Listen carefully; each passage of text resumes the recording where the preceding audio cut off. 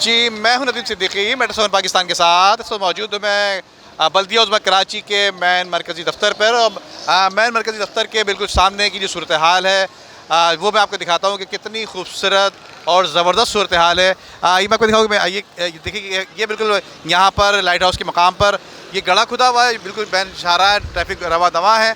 और इसके साथ साथ मैं आपको दिखाऊँ यहाँ पर कि ये ज़बरदस्त नाला जो कि नाला सफाई है, ये नाला तो बिल्कुल खोल दिया गया है। पहले इस पर दुकानें किसी ज़माने में हुआ करती थी, दुकानें जो हैं इंक्रोच थी, इसको तोड़ फोड़ करके यहाँ से हटा दिया गया है। नाला तो खुल गया है, लेकिन नाले की जो सूरत हाल है वो कचरे से भरी हुई है। यकीनन इसको साफ़ करने वाला कोई नज़र नहीं आता, बल्कि उज़्मा कराची ने पिछले दिनों यहाँ पर इंक्रोचमेंट डिपार्टमेंट है, ख़ास तौर पर तमाम नाले के अतराफ दुकानें साफ़ की थी, और उसके बावजूद जो दोबारा ये पथारे लग चुके हैं। तो आइए चलते हैं दीगर और इस तरफ, जो मैं आपको सूरत हाल दिखाता हूँ।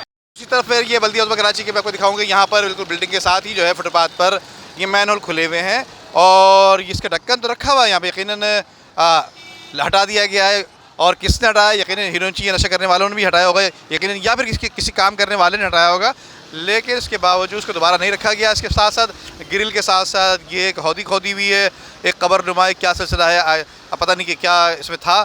और उसके साथ साथ यहाँ पर मोहम्मद अली जिना रोड, जो कि एम जिना रोड कहलाता है, मुल्क का मारूफ, जिसको बंदर रोड भी कहा जाता था किसी ज़माने में, उसके साथ ये गंदगी और गलाजत मौजूद है। जबकि इसके साथ साथ यहाँ पर ये देखिए, ये गड़ा भी मौजूद है फुटपाथ पर, जो कि सूरत हाल नज़र आ रही है।